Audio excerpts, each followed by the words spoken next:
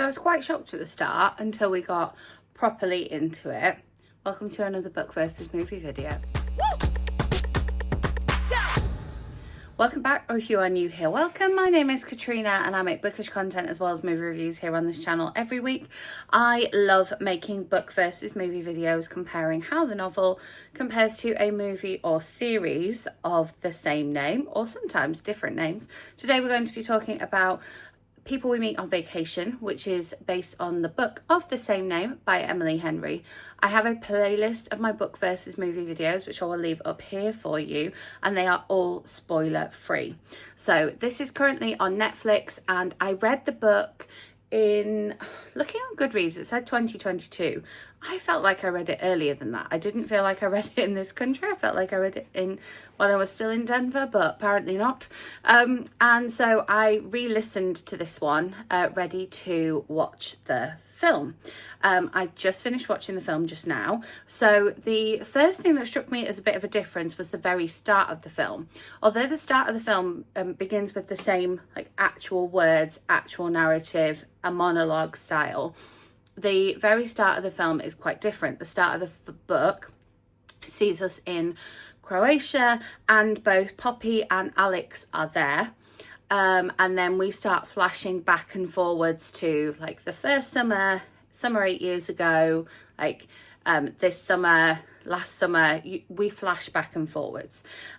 So we don't see Croatia right in the beginning, and we just have Poppy and her editor at work initially after the first opening sequence, which is quite different. Although we do flash to Poppy at work with her editor and her friend in the book, we don't flash to them as quickly as we do here.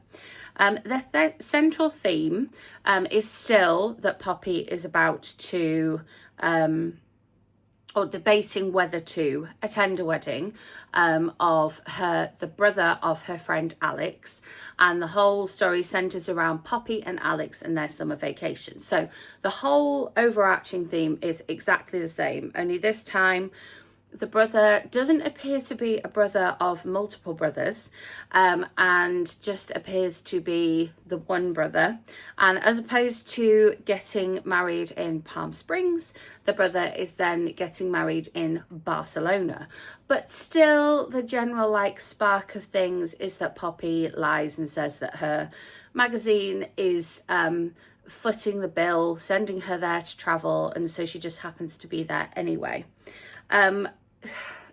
As well as the overarching theme being completely the same, some of the dialogue and some of the monologues that Poppy does, voiceovers, some of the narrative of the character interactions is literally word for word the same as the novel, which I do really like when I watch a film or a series adaptation of a book I've really enjoyed, because I did really enjoy this book. I definitely enjoyed it better the second time than I did the first time.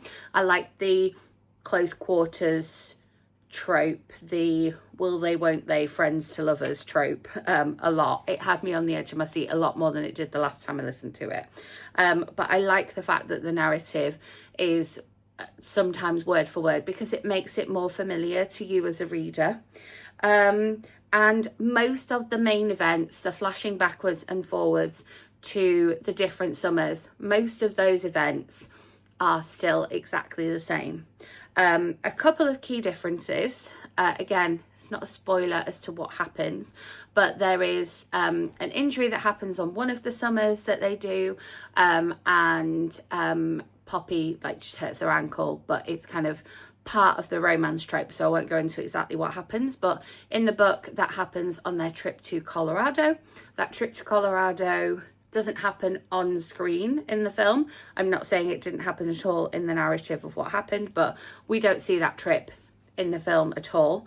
And in fact, the ankle injury happens on their trip to New Orleans, which happens sort of earlier on in their history. I can't remember exactly in the book where it happens, but she injures her ankle in New Orleans instead.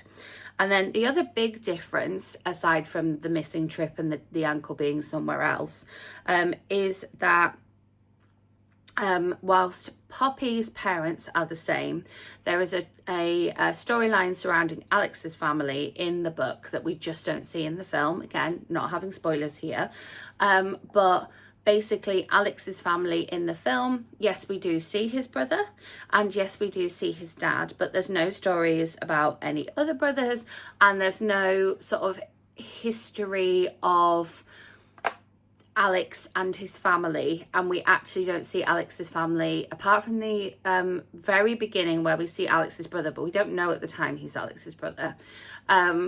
We don't actually see Alex's family until really quite late on in the film, whereas in the book Alex's family has a narrative of their own that contributes to Alex's character that we see throughout the book, even down to the very first summer where Poppy and Alex road trip back from college. Again, close quarters trope, we like that.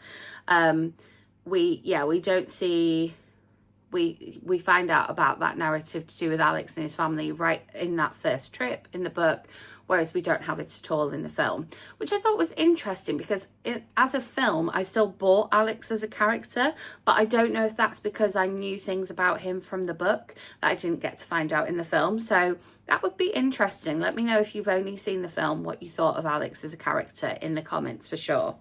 And then we've got a character called Sarah who definitely appears and is spoken about less in the film than she is in the book, although there is a moment with Sarah in the film that doesn't happen in the book, which I think is quite interesting. I'm not going to go into details. That's all I'm leaving you with there. And then in the book, Poppy has a friend called Rachel who she met through work and is quite a sort of pivotal best friend type character outside of her relationship with Alex in the book, and she doesn't really appear much in the film. We see them go to a spin class together and that's about it, and she doesn't pop up at work at all. She's not referenced at work at all. Poppy's boss and editor is exactly the same in the book as she is in the film, and again we get to see her in the film. I think she's like wonderfully cast. I do think the casting of the film was excellent and really sort of fits with the way I saw the characters in my head when I was reading the book as well. Again, if you've read the book and watched the film, do you agree that the casting is the casting the idea that that you had in your head? What do you think of the casting? Because I think it was top notch. I think it worked really well. There was nothing jarring to me. And yeah, so overall, I thought the film was good. I thought the film was nice. But as I said, rereading the book, so this was the second time I had read the book, and I listened to it on audiobook both times.